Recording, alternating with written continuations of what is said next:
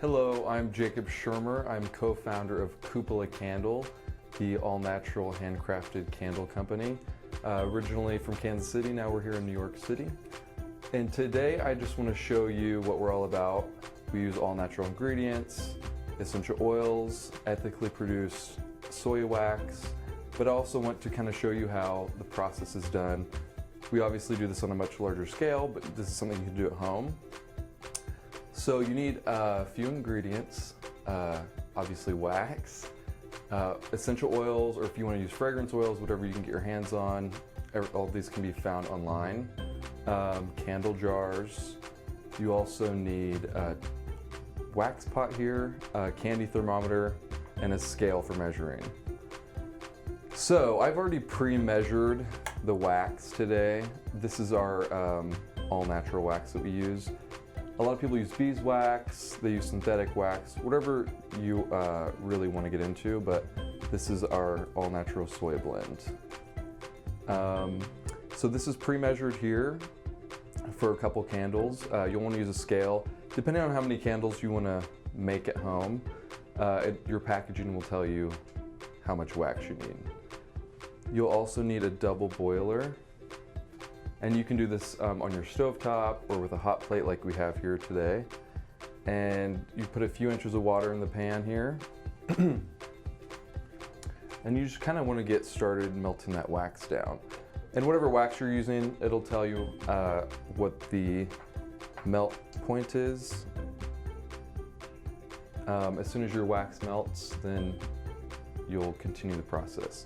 While my wax is melting, I usually like to arrange all my other supplies. So I go ahead and wick my jar. And you can use a glue gun or glue dots. And these can be found online as well. Just search it. And we use 100% all natural cotton wicks that are braided.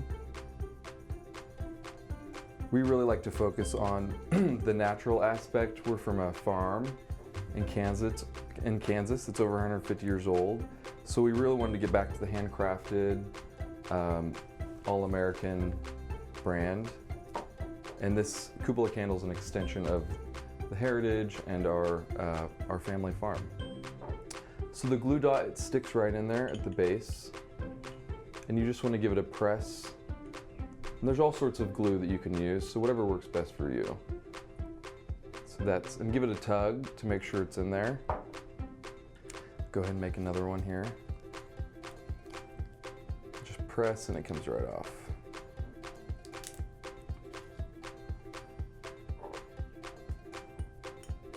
Give it a good press in there. You want to make sure this is good and secure so it doesn't come out when that wax hits the jar.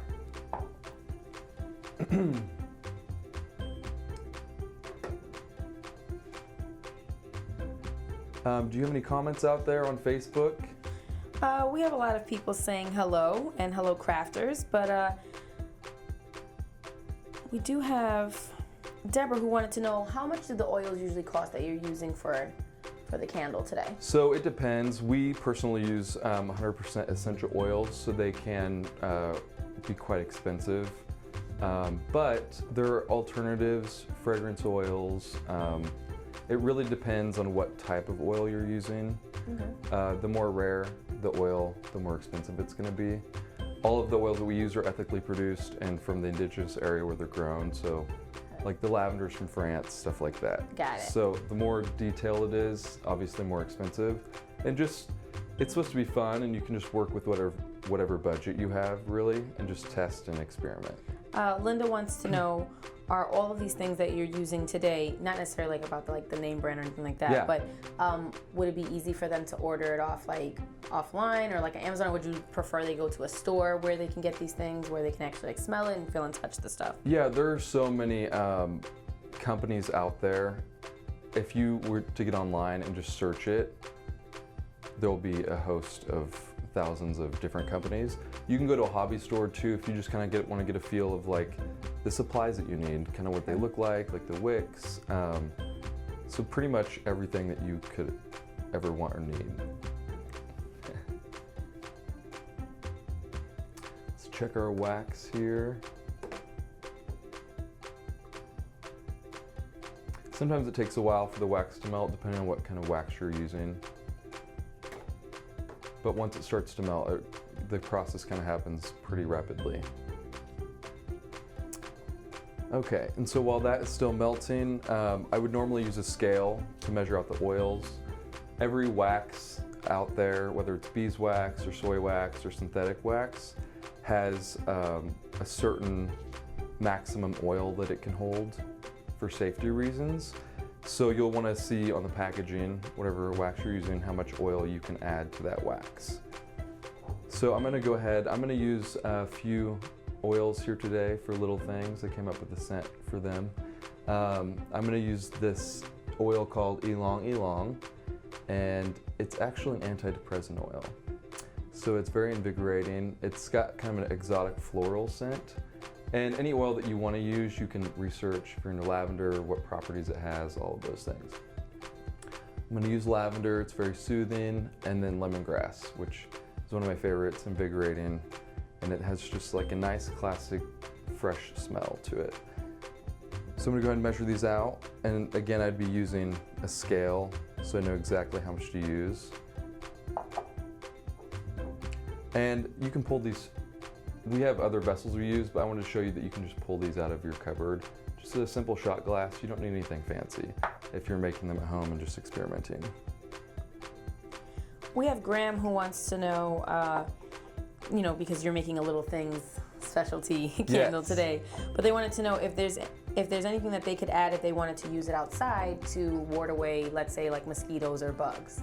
Yeah, citronella is actually an oil you can get online, and that typically wards off bugs, and actually lavender as well. Oh. It actually deflects mosquitoes away. And a lot of body products out there you'll find that are natural will have lavender in them, and apparently it wards off mosquitoes. And all that can be researched online. There are thousands of people out there just trying different recipes and whatnot that you can try or make up your own. It's a lot of fun just to test. So all my oils are ready here. My wax is still melting. It's starting to get a good melt on it, if you want to see there. And again, all these supplies, the double boiler, the wax pot. There's a website, candlescience.com. They have every single candle making supply, books, because everyone likes different vessels to use. Some people make candlesticks. So it's really like the sky's the limit.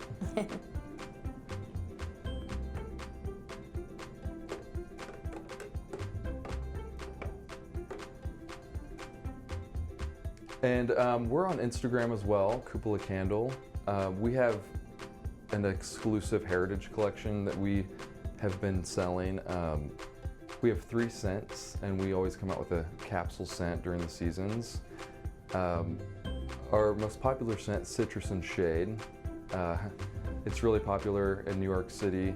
It's rosemary, grapefruit, and lavender. It's got a really great smell to it. We also have a lemon and basil, which is a nice, clean, classic scent. And then my personal favorite, called Saddle and Smoke. Rosewood. It has charred ember smells. It's a really great candle. I've been referring to it as our fireside candle because it's like having a fireplace in your apartment or your house. It's really great. So check those out on our Instagram, our website, koopalacandle.com, and kind of follow us around. We're at a bunch of different markets in the city, especially in Harlem. And we'll be at Mist Harlem on the 24th of June from noon to 4. We'll be competing in a small business incubator, and it's the finals, and so we get to meet a bunch of different local crafted companies, and we get to show them what we got. Okay, see, now it's really starting to melt here.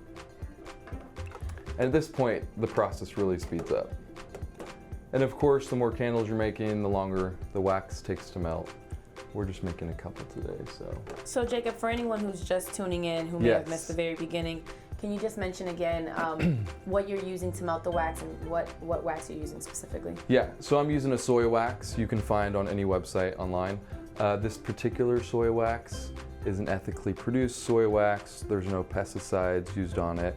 That's really important for us. We want everything to be natural, and what we say is burn clean. We don't want any hazardous chemicals being burnt into your home. A lot of synthetic candles out there, depending on what oils you use, have synthetic compounds that can be ultimately harmful to your body or your family. So we didn't want to stop short and use anything that wasn't natural. It's starting to get hot there. And this can take from anywhere about 20 minutes if you're just making a couple candles to 45 minutes, depending on how much wax you have in there.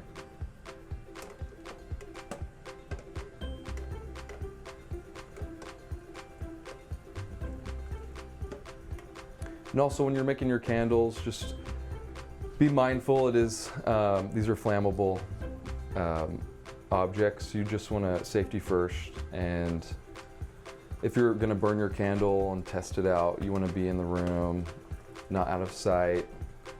It's just important to remember. All right, now we're really getting going here. And Frank would like to know, what if you want to add color to the candle? Yes, so there are. We personally don't use any synthetic dyes. The color that you see in the candle on the top right screen is the color you get from the oil and the wax. But you can buy dye chips online, any color under the sun. And also that will tell you exactly how much dye chip you can use that the wax can hold, because the wax is going to carry the oil, and now you want to add a dye, so you only can use so much. So it's honestly like experimenting, kind of following the directions. It's a lot of fun. Have the kids over.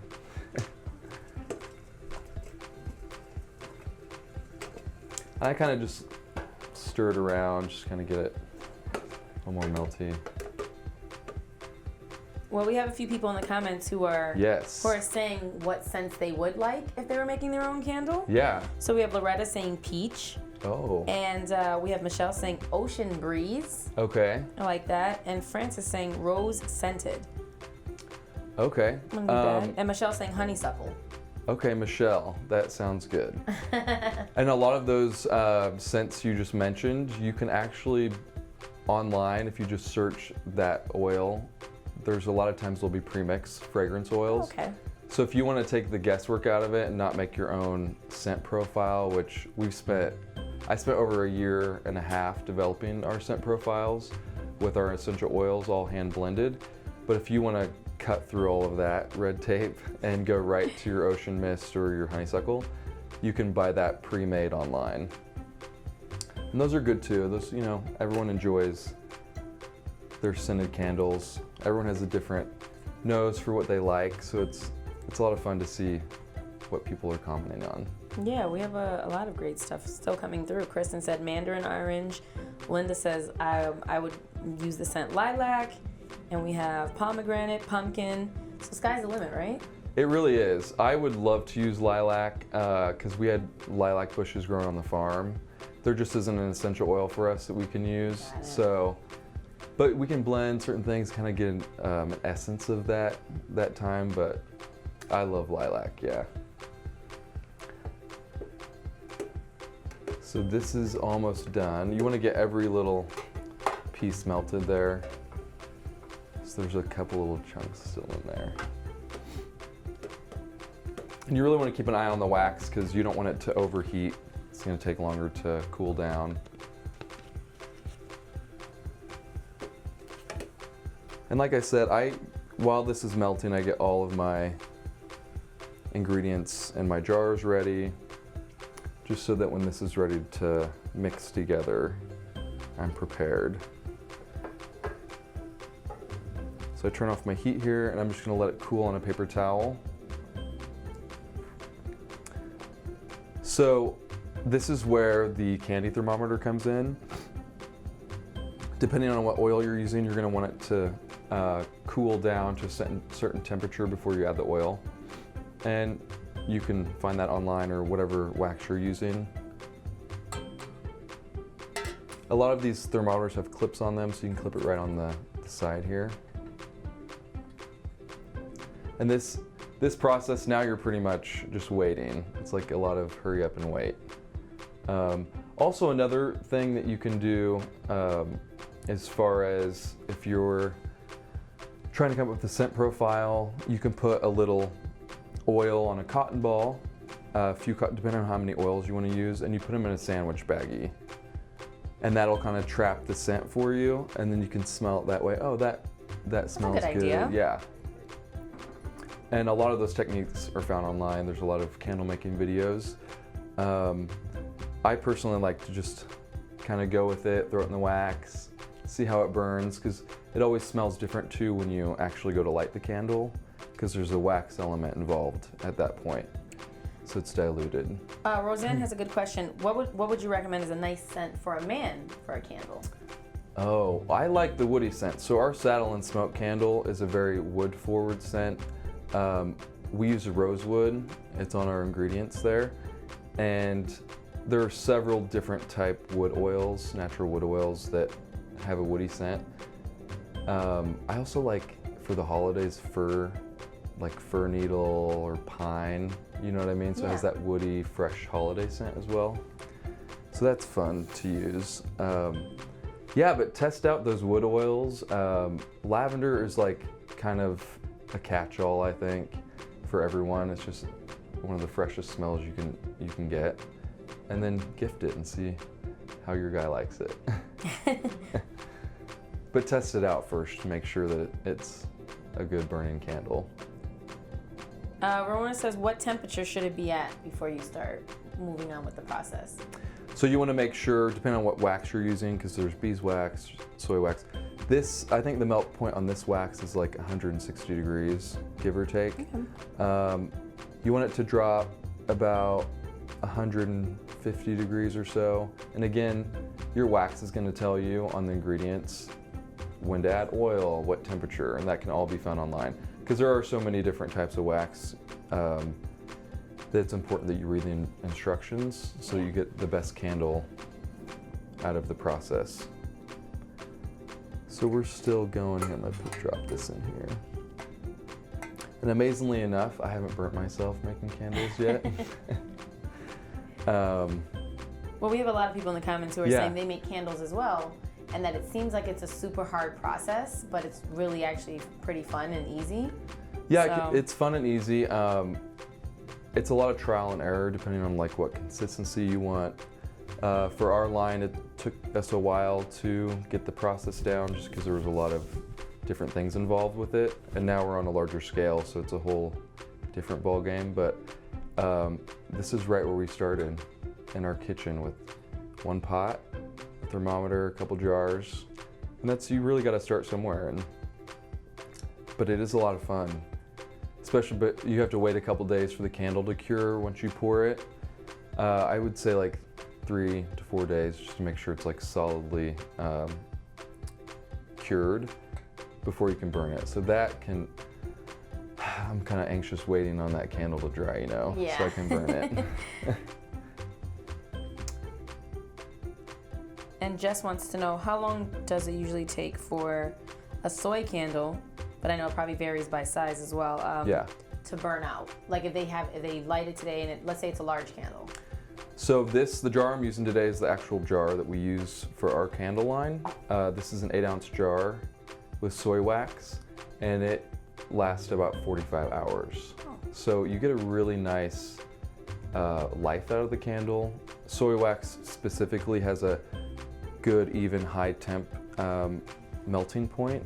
So it's gonna burn even and long all the way down the sides of the jar. You'll rarely have tunneling, and when you burn your candle, this is just general information, any candle you buy, you wanna burn it for at least 2 hours when you first get it, so the melt pool goes to the edge of the jar, all the way to the edge. Yeah. And then from that point on, your candle should burn even all the way down.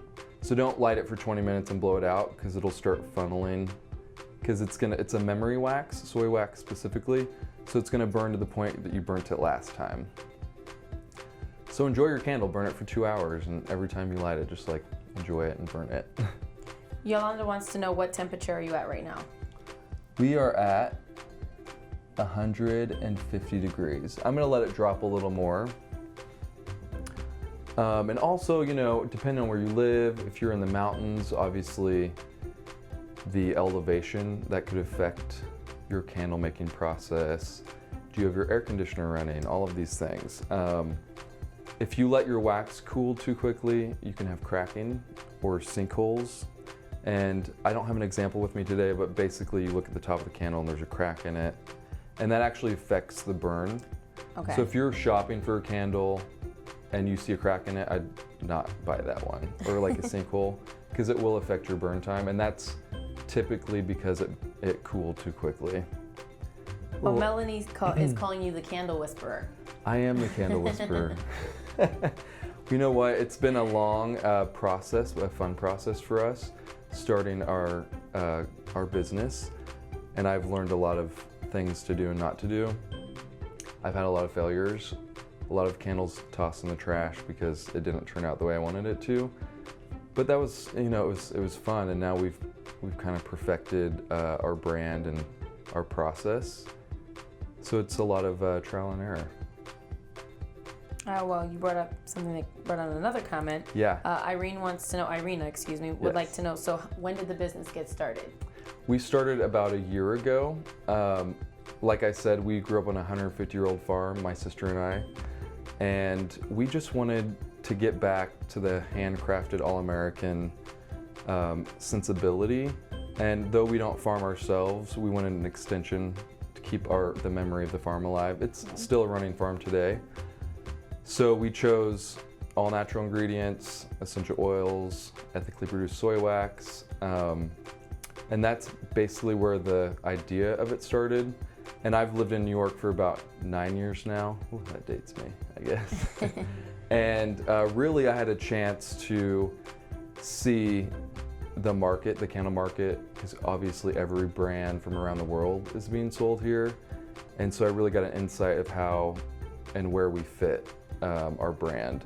So born in Kansas City, raised in Harlem, that's where I live, and we've been selling a lot there.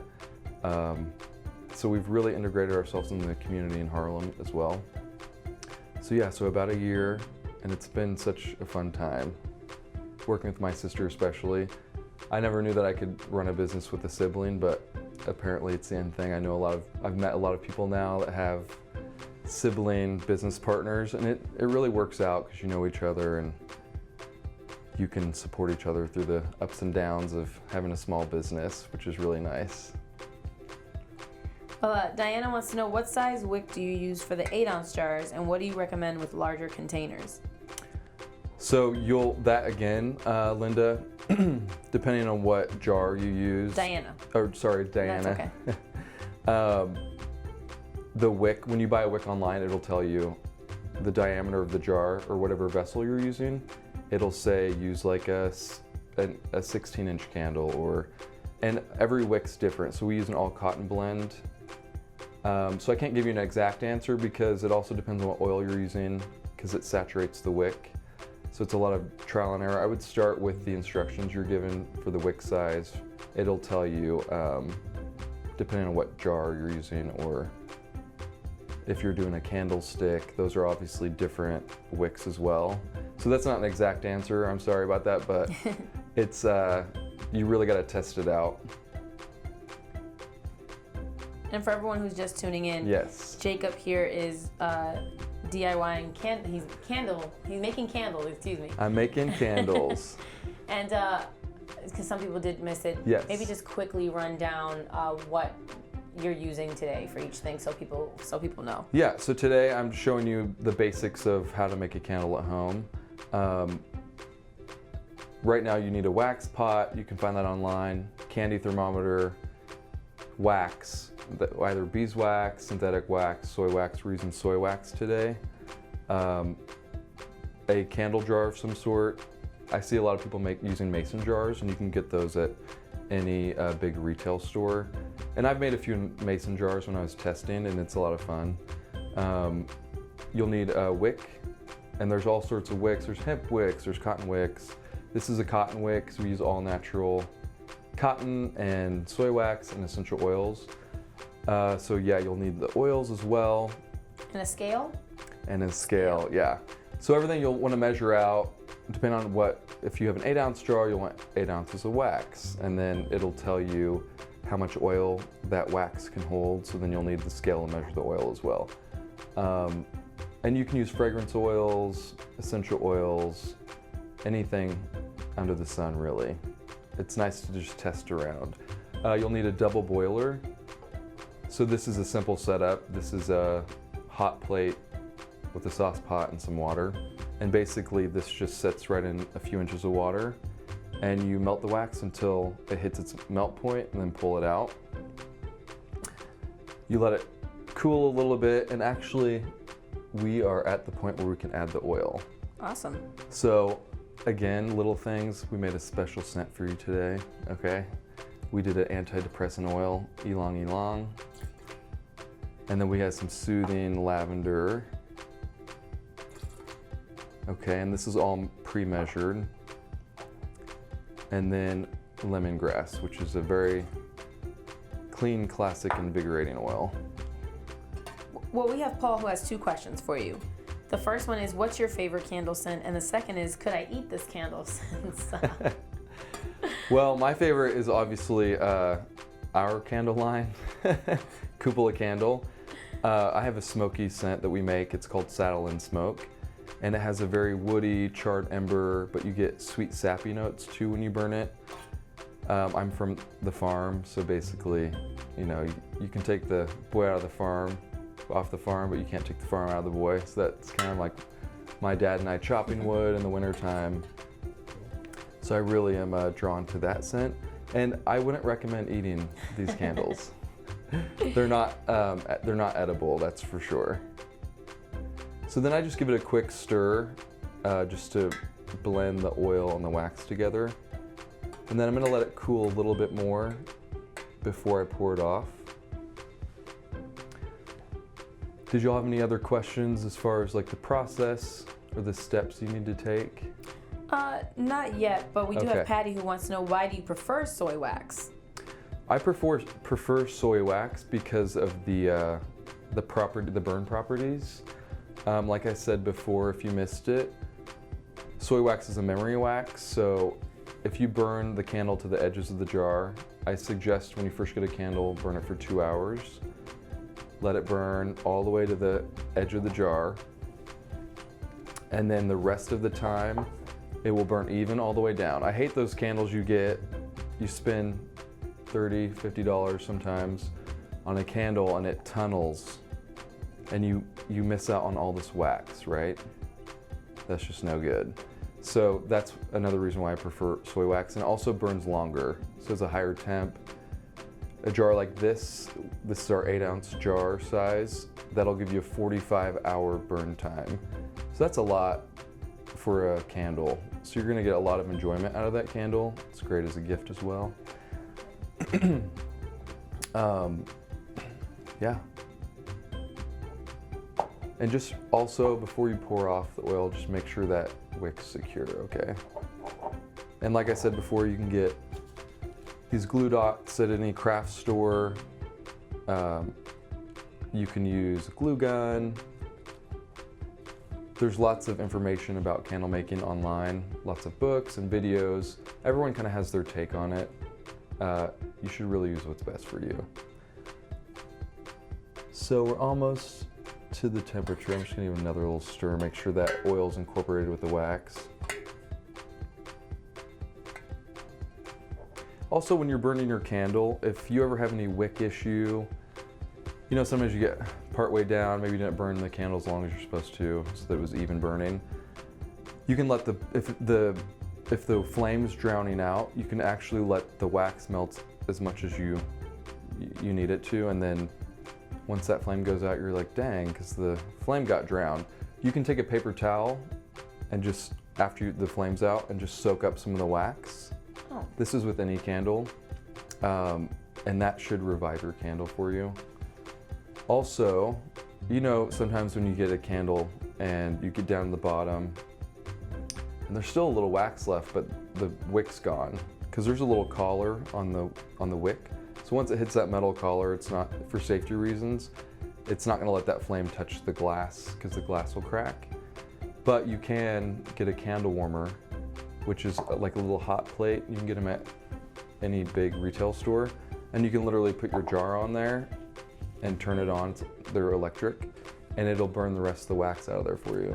So you kind of get the rest of the enjoyment out of your candle. These are just simple little know-hows for the candle consumer.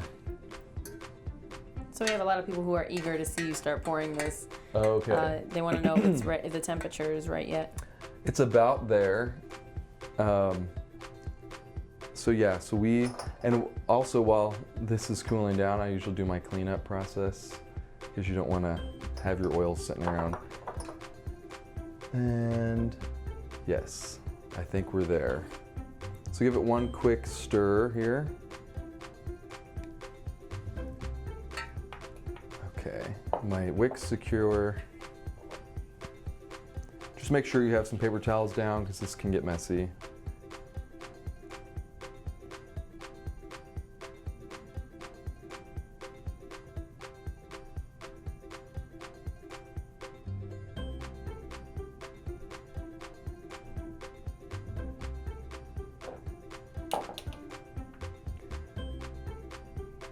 Go ahead and just let that cool. Okay, I'll show you how. So now that you have all of that set up, you might be asking, how does the wick get centered in the middle of the jar? There are tools you can buy. They're like little metal brackets that can go over the candle. You'll see online. I use an old-fashioned paper clip or clothing pin. And you'll see this a lot online. A lot of people use this. And that will weight down the wick, keep it in the center. I'll kind of bend the wick just to keep it snug. And that right there is your almost finished product. So then you'll put this in a undisturbed location in your house. I usually use a sheet pan. When I first started making candles, I would just line up all my candles and put them over in a safe place where no one's gonna touch it or knock it. Because once it starts to cool, if you jostle the jar, you can have cracking in the candle or upset the candle. So that'll take about 3 to 5 days to cure fully before you should burn it. So Tanya asks, then, is there a specific place in the house that you would recommend, like, especially when it comes to temperature? Like, what temperature should it be in your house if you're doing them in your home, obviously? The best temperature is about 70 degrees. So if you have central air, that's fine. I'd keep them out of the way of any kind of air blowing, whether it's a window unit or an internal unit in your house. So just like an undisturbed area, like a countertop or like a little shelf somewhere in your room, wherever your dog's not gonna get into it, or your kids, or your husband or wife or whatnot. We have Norma who wants to know, I'm sorry, not Norma, Cherry said, when I made candles before, there was always a dip in the center after it hardens. Does soy wax do that too?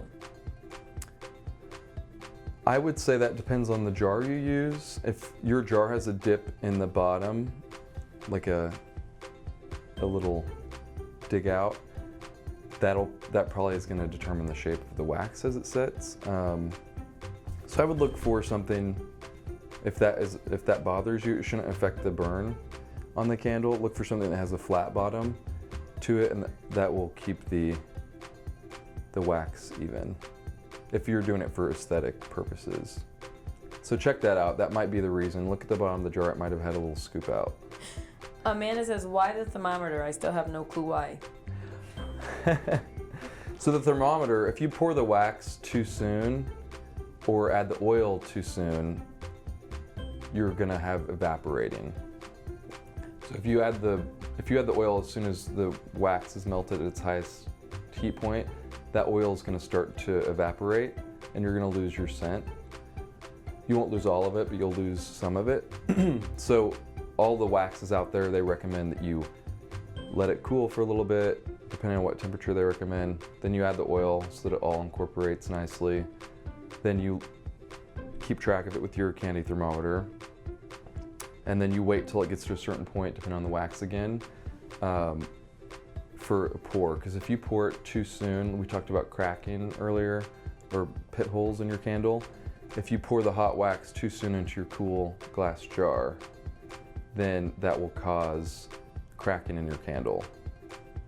So that'll be something you'll have to test with whatever wax you're using to see where you're at on that. Well, Kelly says old baby food jars work great for smaller candles. Oh yeah, I bet so. That's another great point. If you're gonna make these at home, crafting on your own, you should really research on what type of glass jar to use. I would say spend the money on something more expensive if it has a higher temperature, because you don't want your candle breaking or cracking when you're burning it.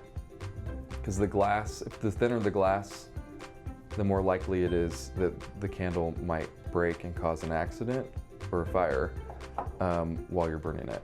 So really do your research. Like I said, mason jars, you know, that's like that thick glass. That's why you see a lot of mason jar candles, because obviously the jar is really accessible and it's a good quality glass, so it's safer to burn in. Well, Amanda, who wanted to know about the thermometer, says, thank you. Basically, that's what she's been doing wrong. So she's been adding everything while it's still, probably once it comes out. Yeah. And the temperature hasn't gone down to the right temperature. And I would refer to your wax, wherever you bought your wax, whatever type you're using, and it should say on the instructions what temperature you should let it cool before you add the oil or before you pour it into your vessel. Just start with that, and if you're still having issues, you know, check, is there an air conditioner blowing on, you know, is it too cold or too hot in the house? And I always write everything down in my little notebook, because you never know when you're busy stirring things, measuring oils, your dog's under your feet, like you forget sometimes, oh, I forgot to let the temperature drop or put the wick in. So just jot down everything and check it off as you go, just as anything. We have Saudi who wants to know, and for your candles specifically, what are the price ranges? Our candles are $35. They have a 45-hour burn time. And again, we only use the most natural ingredients, 100% essential oils, sourced from all over the world and where they're ethically produced. 100% soy wax, doesn't have any pesticides or anything like that on it. And we don't use any synthetic fragrances or dyes. So we're using really high-end ingredients, but we also wanted it to be like an affordable, luxurious product. So you're not spending the highest amount you can for a candle. I've seen $100 candles out there, which is great. They smell good. To your $10 candle. So we really have it in the price range for the quality that a lot of people are attracted to. And you can check out our website, read more about our story, koopacandle.com, or our Instagram. I try to keep that updated as we go through the city selling. I call it slinging wax. I like to sling wax when I'm selling candles all over the city. So yeah, and we have a lot of, we'll do holiday scents, so it's kind of nice to follow along and see what we're up to. And sometimes this might float to the sides, so you just want to like readjust it.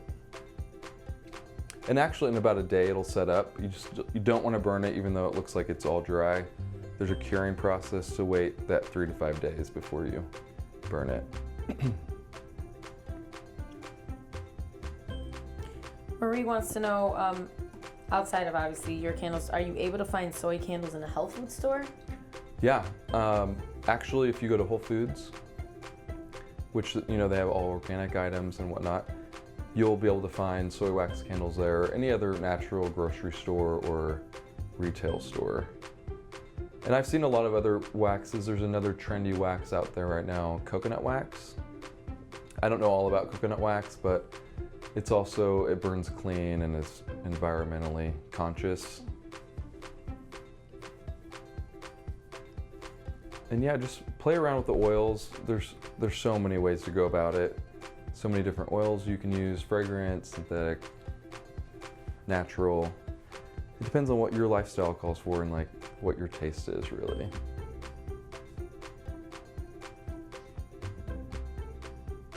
And while this wax is hot in the pot, usually I just wipe it out because it's easier to clean up that way. And Linda wants to know, so when would you seal it? Like if you would add like, you know, maybe a top or something. So would you want to wait until the 4 days is up? Yep, I always wait. We wait till the whole curing process is done, and then I'll just show you. Pretend this is a dry candle. I'll cut the wick to where it's about 1/2 inch. And really you want to burn your candle with a 1/4 inch cut. But the consumer can, you know, trim it more if they want.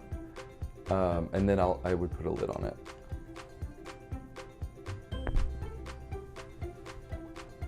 And that does help keep the candle fresh. If you see candles at the store that have lids on them, this scent is going to stay in there a lot longer because it's not going to evaporate out. Is where if you have a candle sitting on the shelf with no lid, even if you go up and smell it, if it's been sitting in there a while, you'll notice that the scent is probably dissipated a little bit. And you can, you know, there's all sorts of, get creative. You can put, if you're crafting at home, you can put like wax paper over it with, you know, a mason jar lid, something like that. You don't have to do the commercial quality that we're doing, like with the metal lids and all that stuff. That's very entailed. There's a lot of different creative ways you can go about sealing your candle. And for everyone in the comments who's asking about Jacob's Instagram for his company, the Instagram will pop up periodically throughout the show, but I want to make sure I'm saying it right. It's Koopa? Koopa. Koopa. So the whole basis of that name, I'll just give you a quick rundown. We have a 150-year-old farm in Kansas, and there's this huge white barn that was built by hand by our great-great-grandfather. And there's a cupola, that structure on top of the barn, and we used to have to open the flaps on the side to let light and air in. So that's really the beacon and the brand for our candle company. It's the crown jewel of the farm, so that's where that name comes from, and that's how you pronounce it.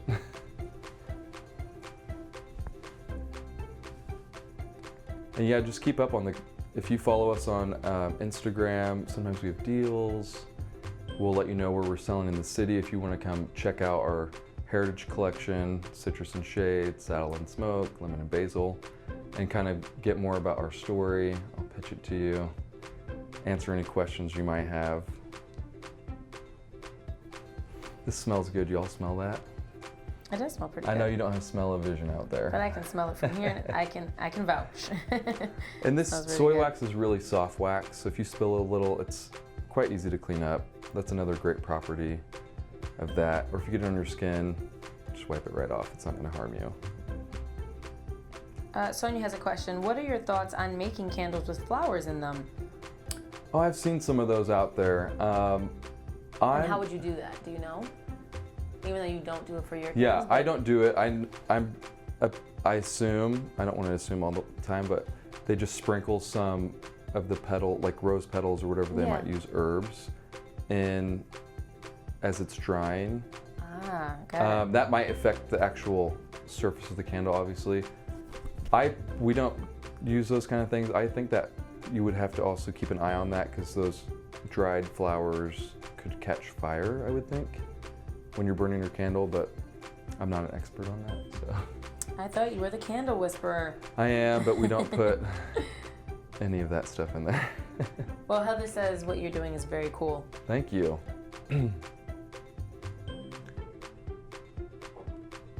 Yeah, so, you know, the glue dots, you can use a lot of different sticky glues and stuff to get these wicks in there.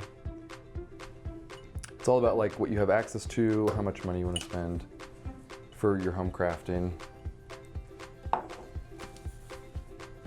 And these thermometers, you can pretty much get them at any baking store or like grocery store. Again, candlescience.com has all the information you need on how to make candles. Yeah. So obviously this candle's gonna sit and just chill out for a day.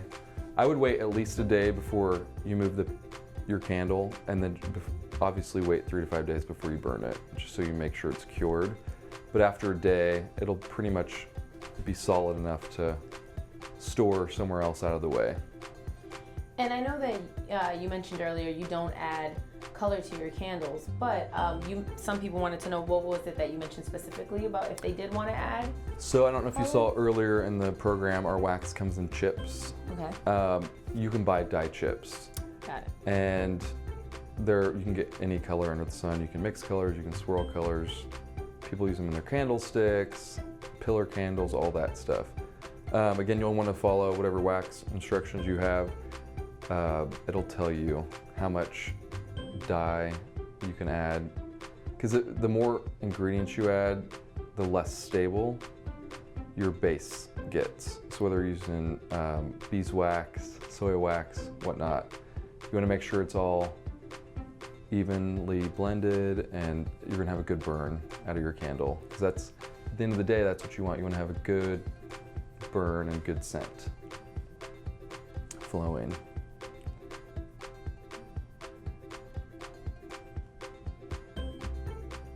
And there's lots of wicks out there too. We don't use lead wicks, but there's lead core wicks. You might want to avoid those. There's hemp wicks. So you kind of it's up to you really. So yeah, this has been a lot of fun, everyone. Thank you for all your comments out there. Again, I'm Jacob Schirmer, co-founder of Koopa Candle. We're an all-natural, handcrafted candle company, born in Kansas City, now we're in Harlem, New York. And I just wanted to kind of give you an idea of what makes up a candle, and really focus on the natural ingredients that we use. But it's up to you what you use. There's lots of options out there. Check us out on Instagram, Koopa Candle, and more about our story on koopalacandle.com. And if you have any questions, shoot me an email. My email's on there, or Insta message me. And follow us around the city. Thank you so much.